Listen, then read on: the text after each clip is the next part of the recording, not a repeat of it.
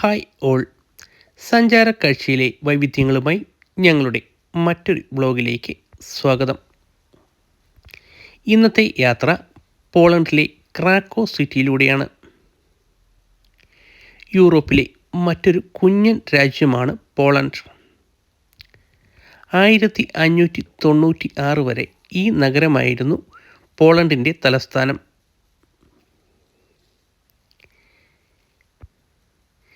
Check റിപ്പബ്ലിക്കിനോട് വളരെ അടുത്തായി സ്ഥിതി ചെയ്യുന്ന ഈ നഗരം വോഡ്കയുടെ ജന്മദേശം കൂടിയാണ്. ജോൺ പോൾ രണ്ടാമൻ മാർപ്പാപ്പയുടെ പേരിലുള്ള എയർപോർട്ട് സ്ഥിതി ചെയ്യുന്നത് ഈ നഗരത്തിലാണ്. സഞ്ചാരികൾക്ക് വളരെ കുറഞ്ഞ ചെലവിൽ സന്ദർശിക്കാൻ കഴിയുന്ന നഗരങ്ങളിൽ ഒന്നാണ് ക്രാക്കോ. ഈ രാജ്യത്തെ ഏറ്റവും വലിയ നഗരവും ഇതിൻ്റെ തലസ്ഥാനവും വാർസോ ആണ്. ഏകദേശം 38 മില്യണാണ് പോളണ്ടിലെ ജനസംഖ്യ. Germany, check republic, Slovakia, Ukraine, Belarus, Lithuania, Russia എന്നിവയാണ് പോളണ്ടിൻ്റെ അയൽ രാജ്യങ്ങൾ.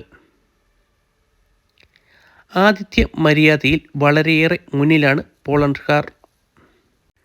നൂറ്റാണ്ടുകൾക്ക് മുമ്പ് ജൂതന്മാരുടെ കച്ചവട നഗരമായിരുന്നു ക്രാക്കോ. ഇതിൻ്റെ പല സ്മാരകങ്ങളും ഇന്നും ഈ നഗരത്തിലുണ്ട്. നഗരത്തിൻ്റെ പാരമ്പര്യ പ്രൗഢി വിളിച്ചോതുന്ന കെട്ടിടങ്ങളും കൊട്ടാരങ്ങളും ഇവിടെയുണ്ട്. വിവിധ തരത്തിലുള്ള ധാന്യങ്ങൾ, ഉരുളക്കിഴങ്ങ്, ആപ്പിൾ, പാൽ, പന്നിയിറച്ചി, കോഴി എന്നിവ ഈ രാജ്യത്ത് വൻതോതിൽ ഉൽപ്പാദിപ്പിക്കുകയും മറ്റ് യൂറോപ്യൻ രാജ്യങ്ങളിലേക്ക് കയറ്റുമതി ചെയ്യുകയും ചെയ്യുന്നു. ബാൾട്ടിക് സീ പോളണ്ടിൻ്റെ ഒരു വശത്തു കൂടി കടന്നു പോകുന്നു. റഷ്യ ഉക്രൈൻ യുദ്ധവേളയിൽ ഏറ്റവുമധികം അഭയാർത്ഥികൾക്ക് അഭയം നൽകിയ രാജ്യം കൂടിയാണ് പോളണ്ട്.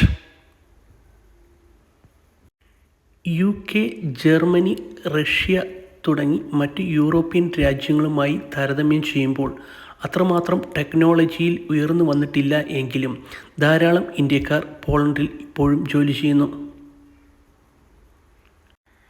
രണ്ടാം ലോക മഹായുദ്ധത്തെ അനുസ്മരിപ്പിക്കുന്ന നിരവധി സ്മാരകങ്ങൾ ഇവിടെയുമുണ്ട്. രണ്ടാം ലോക മഹായുദ്ധത്തിൽ തകർന്നുപോയി എങ്കിലും മികച്ച ഉൽപ്പാദനക്ഷമത കൊണ്ട് വീണ്ടും ഒരു സാമ്പത്തിക ഭദ്രത കൈവരിക്കുവാൻ ഈ രാജ്യത്തിന് കഴിഞ്ഞിട്ടുണ്ട്. മറ്റ് യൂറോപ്യൻ രാജ്യങ്ങളിലേതുപോലെ റെയിൽവേ കൃത്യവും കാര്യക്ഷമമായ സർവീസ് പോളണ്ടിലും നടത്തുന്നു. രാജ്യത്തിനകത്തും പുറത്തും കുറഞ്ഞ ചിലവിൽ ട്രെയിൻ യാത്രകൾ സാധ്യമാണ്. ട്രെയിൻ, ട്രാം, ഇൻ്റർസിറ്റി സർവീസുകൾ ഇവിടെ റെയിൽവേ ഏകോപിപ്പിക്കുന്നു. 18,807 കിലോമീറ്റർ ദൈർഘ്യമുള്ള റെയിൽവേ നെറ്റ്വർക്കാണ് പോളണ്ടിലുള്ളത്. ഇവിടുത്തെ റെയിൽവേ സർവീസ് റോഡ് ട്രാഫിക് കുറയ്ക്കുകയും ചരക്ക് നീക്കം സുഗമമാക്കുകയും ചെയ്യുന്നു. പോളണ്ടിലെ എല്ലാ പ്രധാന നഗരങ്ങളിൽ നിന്നും അയൽ രാജ്യങ്ങളിലെ പ്രധാന നഗരങ്ങളിലേക്ക് എല്ലാ ദിവസവും ട്രെയിൻ സർവീസ് ഉണ്ട്. ഇത് മറ്റ് യൂറോപ്യൻ രാജ്യങ്ങളിൽ നിന്ന് വാണിജ്യ ആവശ്യത്തിനായി ഇവിടെ എത്തുന്നവർക്ക് വളരെ സഹായകരമാണ്. മറ്റു അയൽ രാജ്യങ്ങളുമായി നല്ല ബന്ധമാണ് പോളണ്ടിനുള്ളത്. പൊതുവെ സമാധാനപ്രിയരും ശാന്തശീലരുമായ ജനങ്ങളാണ് ഇവിടെയുള്ളത്. മറ്റ് യൂറോപ്യൻ രാജ്യങ്ങളെ അപേക്ഷിച്ച് ഭൂരിഭാഗം ആളുകളും ജോലിയിൽ ശ്രദ്ധ ചെലുത്തുന്നവരും മതവിശ്വാസികളുമാണ്. രണ്ടാം ലോക മഹായുദ്ധം നാശം വിതച്ച ഒരു ചെറു രാജ്യം ഇന്ന് മറ്റ് യൂറോപ്യൻ യൂണിയൻ രാജ്യങ്ങൾക്കൊപ്പമെത്തിയതിൽ ഇവിടുത്തെ ജനങ്ങൾക്കും ഭരണകൂടത്തിനും നല്ല പങ്കുണ്ട്. യൂറോപ്യൻ യൂണിയനിൽ അംഗമാണ് എങ്കിലും പോളിഷ് സ്ലോട്ടി ആണ് ഇവിടുത്തെ കറൻസി. പോളനിഷ് ആണ് ഇവിടുത്തെ സംസാര ഭാഷ. ഹെൽത്ത് കെയർ, നേഴ്സിംഗ്, IT രംഗത്ത് നിരവധി വേക്കൻസികളാണ് ഇവിടെയുള്ളത്. അതുകൊണ്ട് തന്നെ ധാരാളം വിദേശികൾ തൊഴിൽ തേടി ഇവിടെ എത്തുന്നു.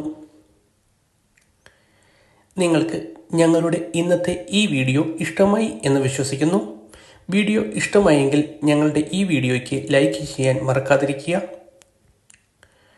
വ്യത്യസ്തത നിറഞ്ഞ സഞ്ചാര കാഴ്ചകളുമായി നമുക്ക് മറ്റൊരു വീഡിയോയിൽ വീണ്ടും കാണാം.